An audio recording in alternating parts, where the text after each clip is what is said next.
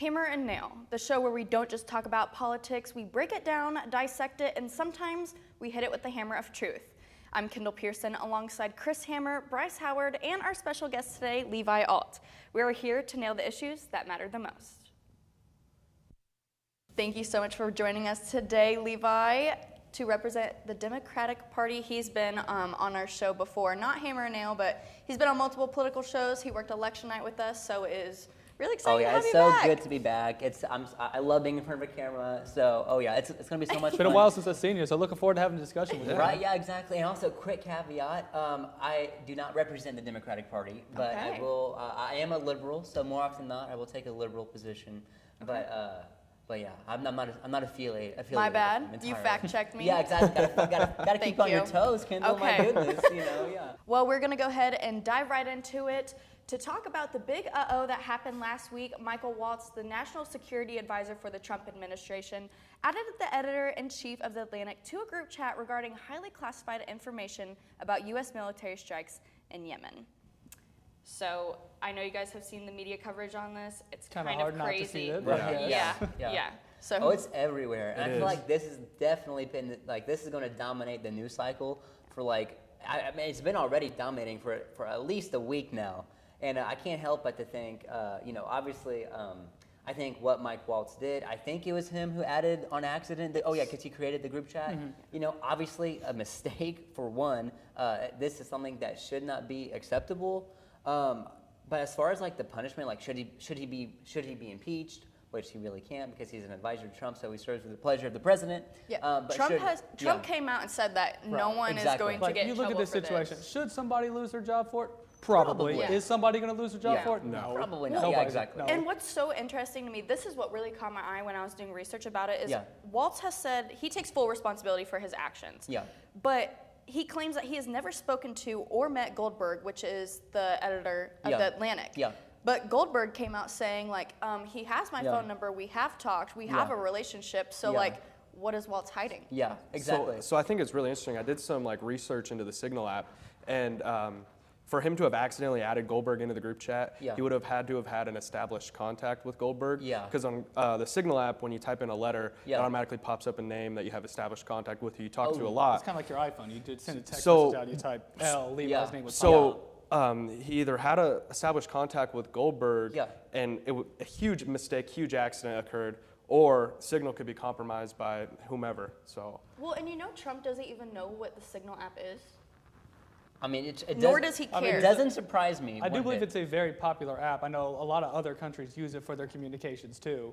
When looking at this situation, I think my personal opinion of what happened, he probably wanted to add somebody else. Did what Bryce described, put in the first letter, just saw, that first name's right. It's probably him. Yeah. For me though, it's less so even the action, right? Because this is something that can be, mistakes happen. We're all human beings, and even though this is something that can literally jeopardize armed men and service members across the board who's trying to protect our country, you would think these people would have a little bit more, scrutiny and discretion when they know what they're talking about. But more importantly, it's that people like Pete Hegseth and a bunch of other of people that were involved in this scandal were saying that these, what was discussed, there were no war plans. There was nothing talked about that was confidential. When clearly on the group chat, in the text, they're saying the F-16s, they've just flown out. First strike, good. Yeah. Second strike is going to be at, how is that not, we're literally telling. And while I agree with him that he's denying that it wasn't crash flying and the first was, it clearly was. Yeah. But looking at this situation, they finally released the full text messages in an article.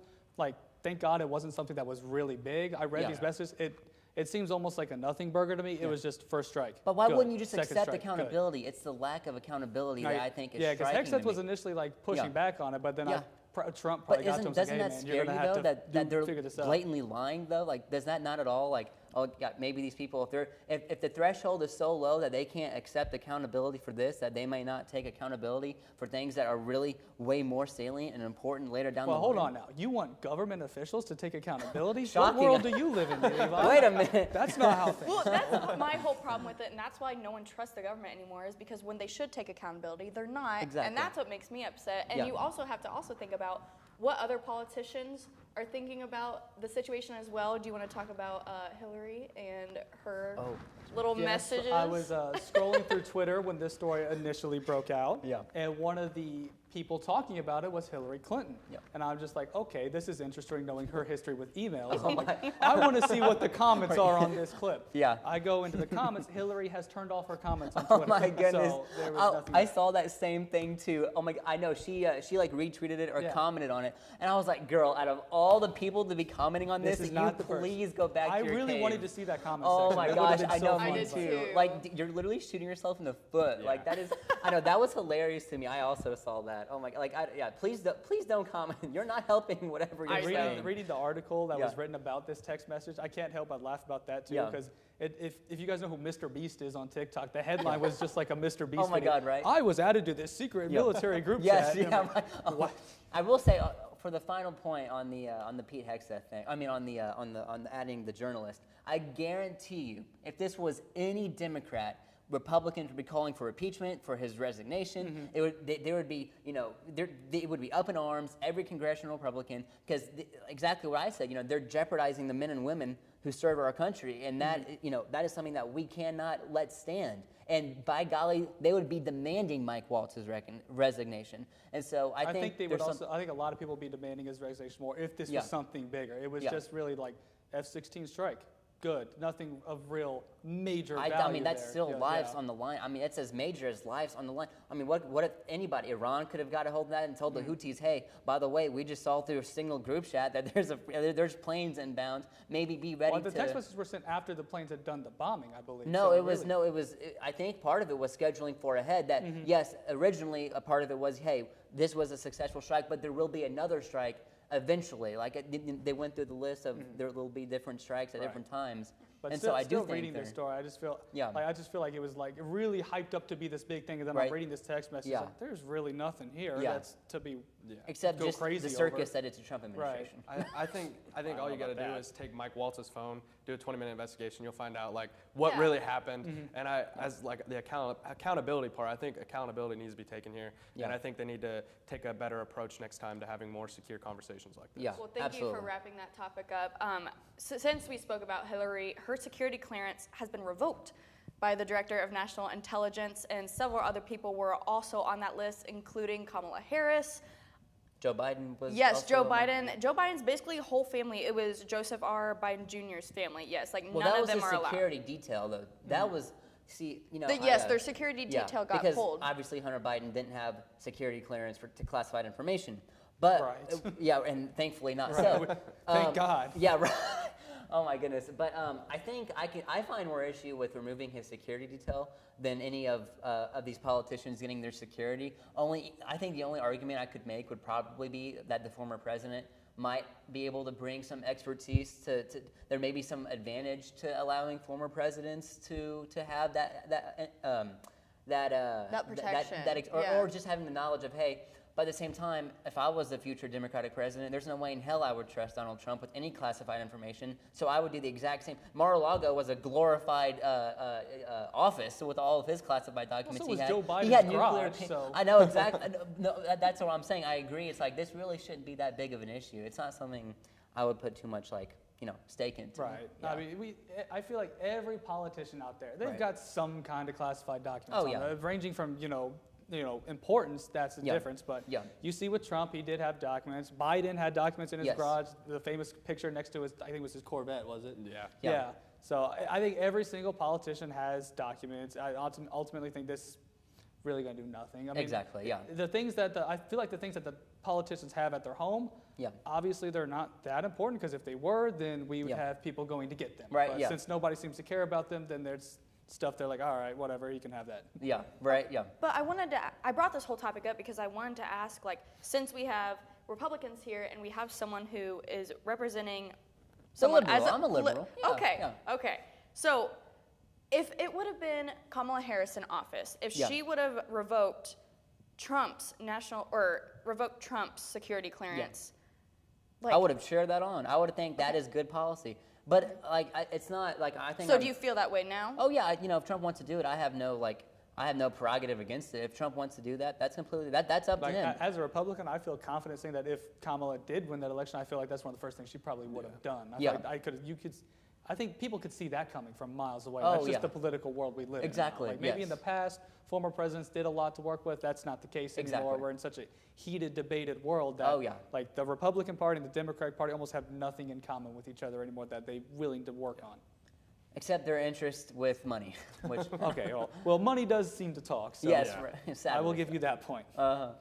So with him revoking security clearance, it made me think about how the White House is like rotating media outlets. Like, yes, that's right. You know, do you see where I'm coming from? Like, only allowing certain media outlets to cover, and like the AP, they got their coverage revoked, and they're going through the appeals process. Yes. I mean, I know one of my favorite podcasts is so cliche, but it's Pod Save America. The three Obama bros, I love them so much. But you know, and they made a point where it's like, you know, I don't know if I fully buy it or not, but it's kind of questionable where we're going to now revoke the independent press, and especially with the AP, which now they're suing for not for defamation, but that this decision by the Trump administration is going to incredibly harpen their reputation as an organization, right? And that's going to lead to financial losses and what have you.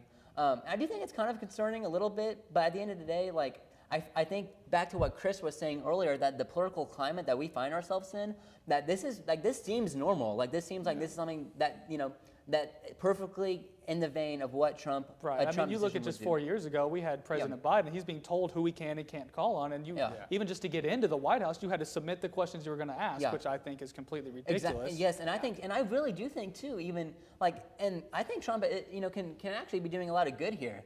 Of opening up this, because like you were saying before, it was so rigid of a process, like the types of questions and the type of organizations that could be let in. Like, I definitely think it needs to be more democratic. I think we ought to have different people representing different groups, whether it be of a conservative or of a liberal, progressive, or, you know, whatever type of political ideology you subscribe to.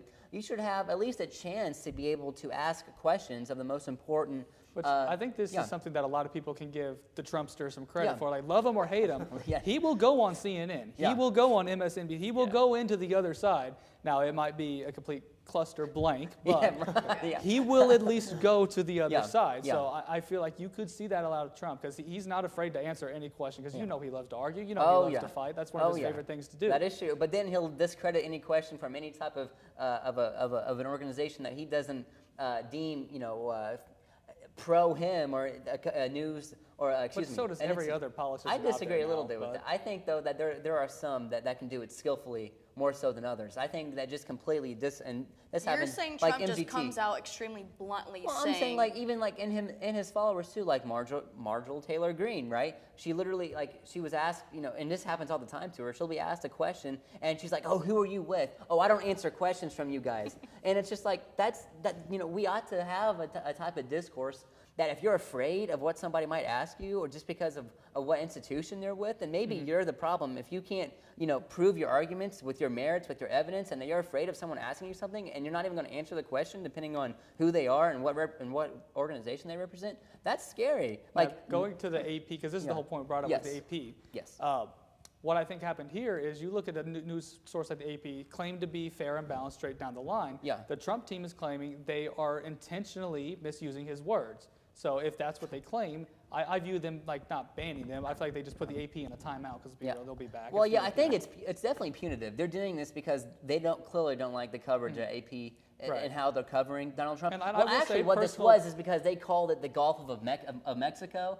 And so for me, the party of free speech over here, you guys should be up in arms over this. Really, that you're being punitive to an organization calling it the Gulf of Mexico, and this is how your president. I mean, this is how your president responds responds like a child, like, "Oh my God, I'm not going to be able more to than handle, just the I Gulf can't of handle America. this. The Gulf of Mexico, we ain't having that." I mean, it's way more than that. That's not the only issue. That's what what his press secretary identified, was that they called it the Gulf of Mexico, and our president has said, and we changed the name, and they ought to respect that. That was the reason. That was one. Yes, it may not be the only exclusive region, but it was definitely one of them that was identified and was highlighted when this got brought up. So I mean, to say that it's not that it wasn't involved. Well, I mean, if you're a president, you worked hard to rename this Gulf. That's an act you did. You can almost take this as like they're discrediting your work. Yeah. I mean, you look at Apple Maps, you look at Google Maps. They're supposed to discredit. That's the whole job. All right. It's the fourth branch of government. I'm cutting you off.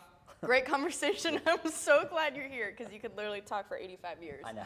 Anyway, the war pamphlets going on is what we need to talk about. We kind of got off topic a little there, talking about the Gulf of America, whatever. But seriously, this is a really big situation that's going on. Not a lot of Americans know about it. War pamphlets are being distributed in other countries, and Americans really only know about it because of TikTok. Allegedly, news sources in the U.S. aren't covering this topic, and this is making many Americans wonder why and has people asking if the U.S. is keeping a secret from their citizens. Our strict border enforcements are making countries boycott us, if you haven't heard. And an article released yesterday from BBC explains why countries are being told to stay out of the U.S. due to the fact that we are, quote, a hostile state. So I want to go ahead and start with you guys. What do you think about this? Immediately, I have a bunch of conspiracy theories going through my head. Do you guys feel the same way, or about the pamphlets, or about us being a hostile state?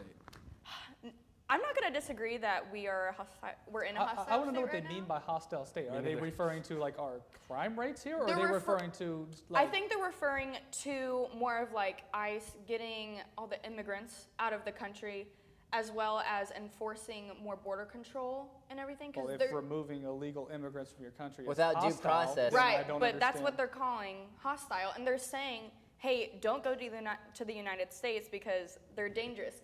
Canadians, a lot of times, they come down here on vacation.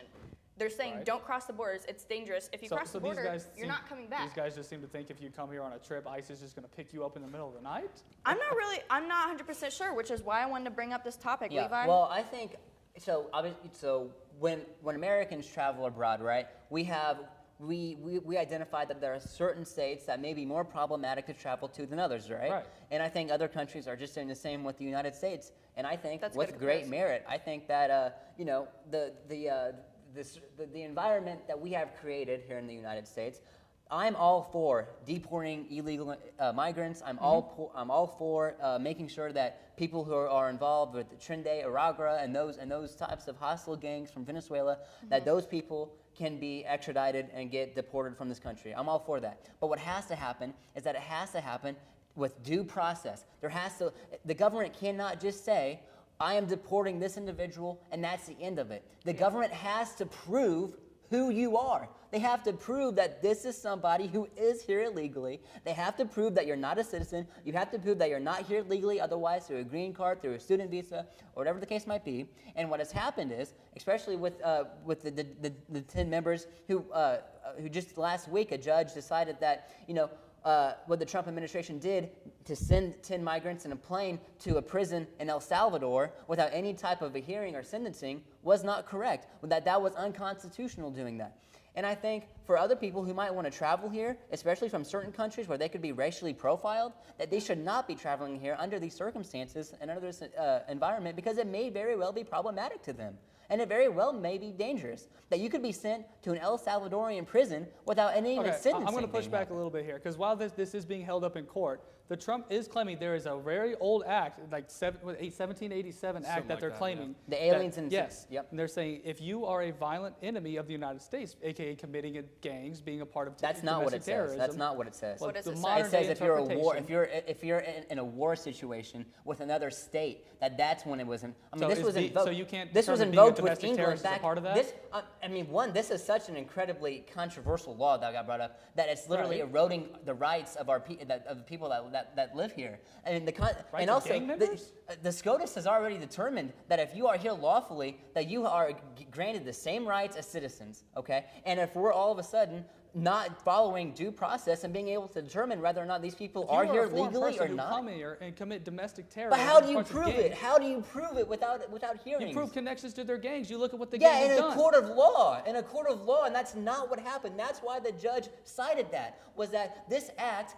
even if which is on questionable legal grounding, 100%, and that we're going to use this law written almost 300 years ago to erode our due process. I don't care what the law is. That shouldn't be a law that we invoke. I don't care what it is. It should be deemed unconstitutional. It shouldn't be. I mean, do you really? I disagree. I don't think we should have gang member terrorists running around our country. Me too. But so we're saying that we're just going to. I mean, you're somebody who just said it earlier. We can't trust the government. We were all saying that, and all of a sudden we're going to trust the government to be able to, without fail, every single time, without any type of exception, that they're going to get it right 100% of the time and send people to El Salvador without any sentencing. Like literally no sentencing. 100% of the time does not happen, but I think it's a very high percent of number people. That happens here. You look at these gang members. It's not hard to prove that somebody's part of gang Yes, it is. It's not hard to prove that somebody's It's already been hard to prove. They already got it wrong. How'd they get it wrrong? By doing this plane? Yes, by doing this plane. That's not getting wrong. They made the right decision.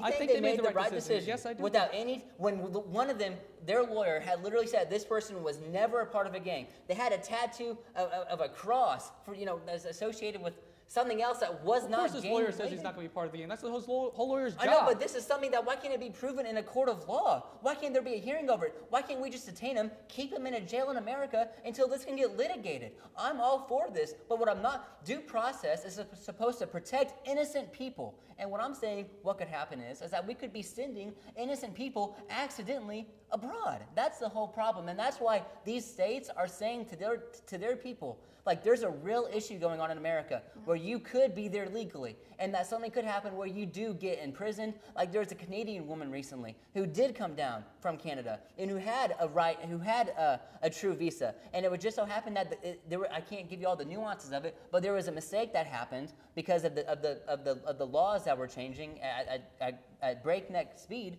and that there was confusion with the process, and she actually was detained for 2 weeks without a hearing, without anything. And here's the thing that I think, a lot of people see this and they think these people are just straight up getting deported.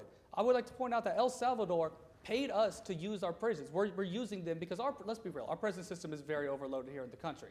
El Salvador willingly took these. It's not like we're just sending them to random countries in the world. They were going to be in prison either way. What does it matter if they're in prison? I know, but you're missing the forest for the trees. I think you're missing the forest. It doesn't matter what. For one, this is one of the most unhumanitarian prisons in the world. Well, these are some of the worst human beings. They commit domestic terrorism. Why do we care? They're committing, but this is what I'm saying is, how do you prove it? I think we're at an impasse where I'm saying that even if I granted, yeah, we should be sending them to El Salvador, which I don't necessarily think, but that doesn't matter. I'm arguing that what we need to do is prove it. That's all I'm saying. I can't believe that America is a fair trial for every individual. Exactly. Is what you're saying. That's what America is founded on, is that all the laws will be dispersed equally to every citizen in our country. And even SCOTUS has said, even for non-citizens, that is a right that our Constitution guarantees. I mean, due process is important not when it's easy, but when it's hard to do.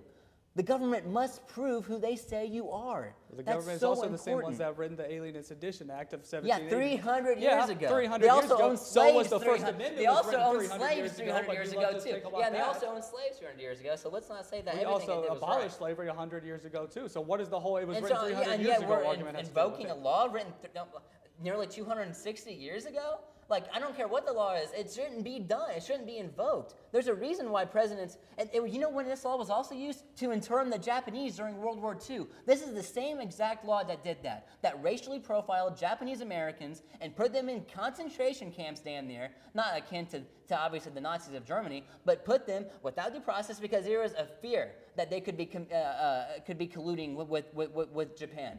This is the same act that did that. And I'm saying that there's an issue there, and that what could happen is that we racially profile people. I think we're in two different time frames here. I think that what we're doing now is far different than that. I will agree with you. That was wrong what we did back in the day. Yes, we all. And if you don't know about that, read up on it. And if you think it wasn't wrong, it was wrong. Yeah. But it's a very different thing than what we're doing right now compared to that.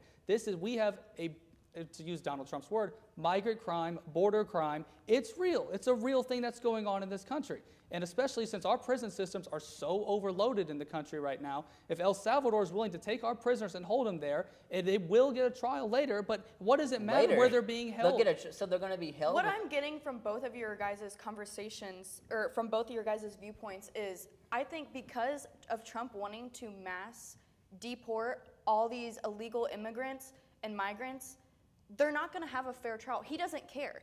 He just wants to send them away, and I'm going to leave it at that. We're going to be right back here on Unity TV to discuss politics that will directly affect Hoosiers and the Department of Education. National, Local. Campus. Headlines you won't find anywhere else. From the White House to your community, we've got you covered. Stay informed and stay connected. Don't miss out on the stories shaping our world. Every Wednesday at 6 p.m. UNDTV News.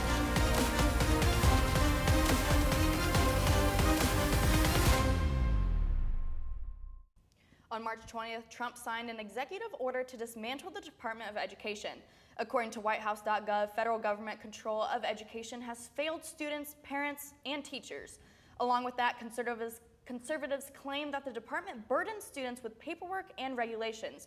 Levi, I'd like to go ahead and start out with you on this because conservatives have wanted to get rid of the Department of Education for a long time. Oh yeah, this goes all the way back to the Reagan administration. That was one of the tenets of his campaign. And the DOE was actually established right before him with Jimmy Carter. Rest in peace, by the way, Jimmy. Sorry. Anyway, so he outlived the Queen. Right? Yeah, I know. USA #1. Let's go. I know. There we go. Yeah. But yeah, the DOE. You know, I definitely. You know, I'm somebody that thinks that what the DOE does is incredibly important, and I don't think that, for one, Trump and even Congress has acknowledged this, that Donald Trump can't unilaterally dismantle this Before you agency. go any further, can you explain to me why you think it's so important? Oh, okay. For one, there's Title I grants that provides grants to schools that are lesser on income. It provides grants to students with disabilities. These are things that are very tangible, and I think, like with rural areas, the percent of money that the DOE grants is like 10, maybe sometimes up to 15%. That's the most it ever really gets to. And so this is money in our schools. Like this is money directly affecting the places that we send our students to get educated. The most important thing that we as parents, and eventually me, hopefully as a parent, will do is I want my kid to have the best quality education possible. And to do that, we need to empower educators. And I think there's a point with my conservative friends that they'll make that this is to empower local communities to do that. And I think that there's a point to be made, but we have to make sure what the DOE did was that it ensured that those that are without, those communities, and especially in rural, that's why even representatives that represent rural areas do still support the DOE, is because they know how much funding that the DOE sends them.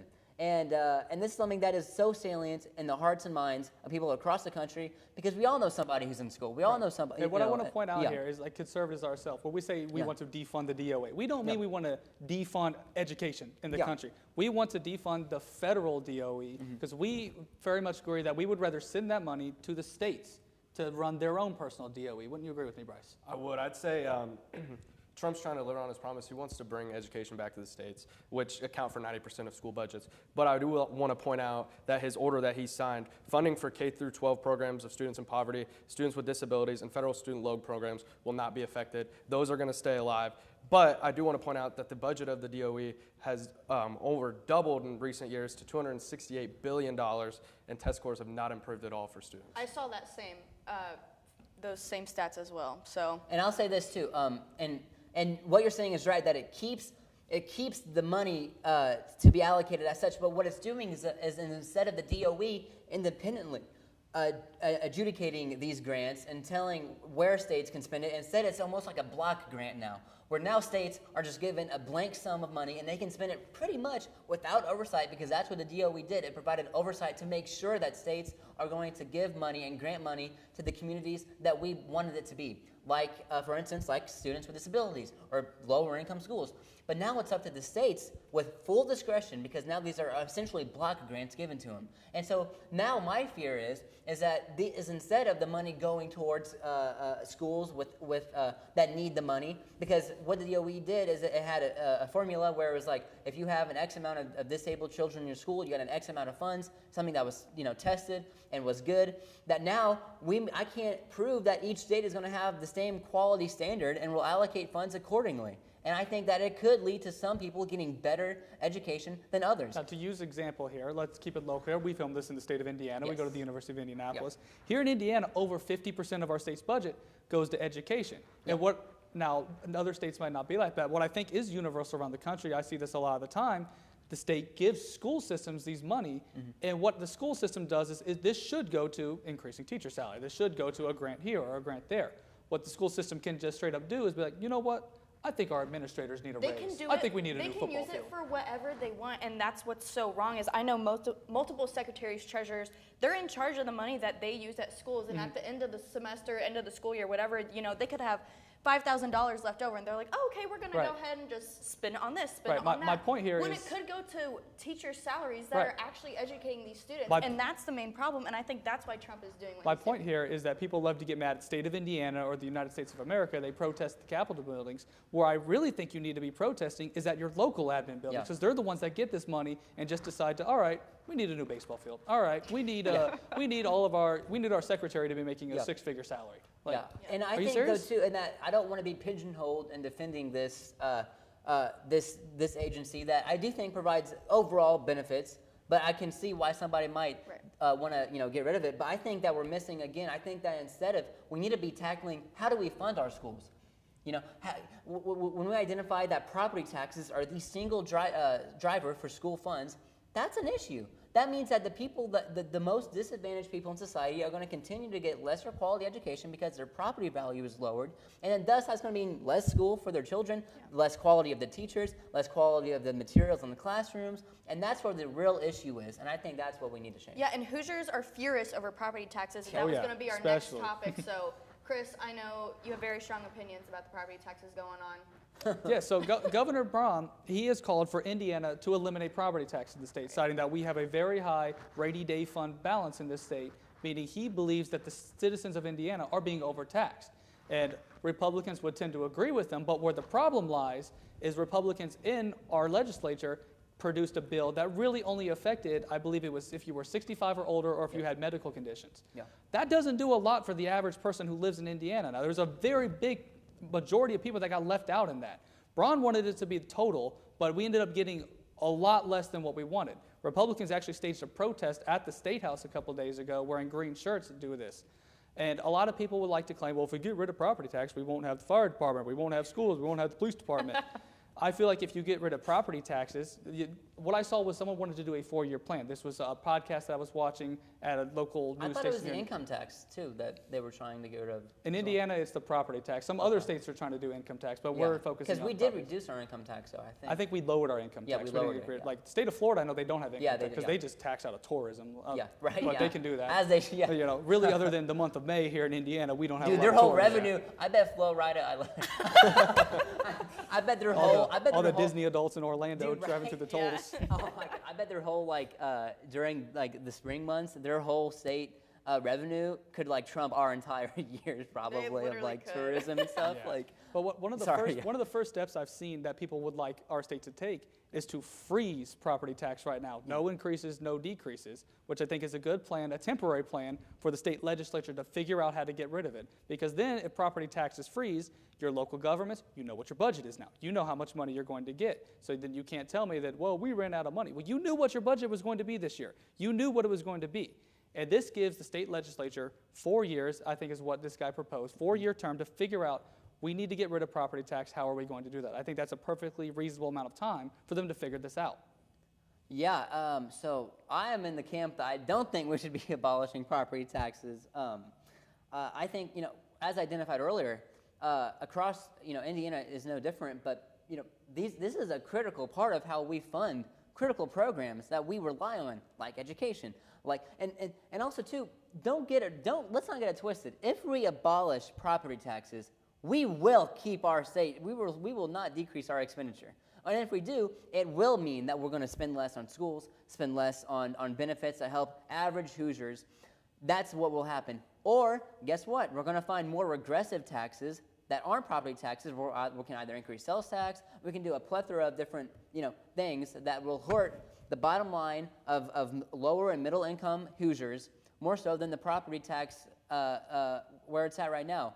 And so that's where I'm at a rock and a hard place. I think that Hoosiers enjoy the amount of services in our schools and our firefighters and all of our policemen that we get and that we have. They're very good at what they do, and all of, I'm sure local people can say that about their firemen and stuff and what have you. And so I don't want Hoosiers. they're going to have to choose. Are they going to accept that some taxes will mean that instead of things being privatized and outsourced to companies and paying for education, that if we have a little bit of taxes, it'll help fund for things that we all need, the common goods that we enjoy? I think that's something to think about. Yeah, so I mean, I kind of agree with Chris, but I kind of agree with Levi. I don't think we should completely eliminate property taxes, but I think it definitely needs to be cut because, I mean, it's ridiculous. You buy a house and then you pay taxes on it the rest of your life. That's just absurd. So I do think property taxes should be cut, but I don't think it's feasible to completely eliminate them. Yeah. But I think the IGA's they're saying they want to completely cut it, but they know that's not realistic. Yeah. So they're starting at that top-down approach. So they're starting high, but they know it's probably not going to likely happen. So eventually I think we're going to see property taxes get cut. Yeah. And Indiana citizens are just going to hopefully pay less. Because the argument I see is when you buy a house and you make house payments, you get taxed on that payment. Yeah. Now, I know a lot of people that have paid off their house. They own their house.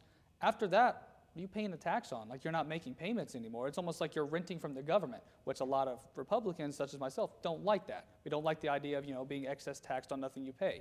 And, I'm open for you to pay a tax on your house payment that you make, like you mentioned, because it is probably unfeasible to get rid of it altogether.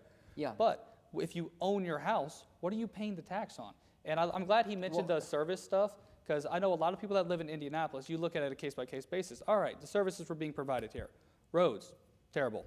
Service time, I can't speak for other communities, but in Indianapolis. The roads are terrible. Terrible in Indiana. That's a whole state thing. That's not even just Indianapolis. I was going to say, it's not just Indianapolis, because I mean, my local city, we have a lot of road problems. I've memorized where the potholes are. You have to. Like, there's right, that's become second nature. But that's the argument people are making. You look at the services they're providing. Are they top notch? Are they worth the taxes we're paying? A lot of people will say no. And they're like, all right, if you're not going to make these services better, then lower my taxes. That's where a lot of people are at. And so, but then I'm saying is that we need to increase the quality of the services that we provide, because if it's not provided by the government, in order to increase the quality, that's what Trump and the whole government is trying to do. They're trying to get people out that aren't doing their jobs, saving money so we can actually pay the people that are doing good at their jobs. Unfortunately, that's all the time we have for today. Levi, thank you for joining us. It's been a pleasure. Hopefully you can come back. Thank you so much for tuning in to this week's episode of Hammer and Nail, the show where we don't just talk about politics, we break it down, dissect it, and sometimes we hit it with the hammer of truth. For Unity TV, I'm Kendall Pierson alongside Chris Hammer, Bryce Howard, and our special guest, Levi AULT. We'll see you next time.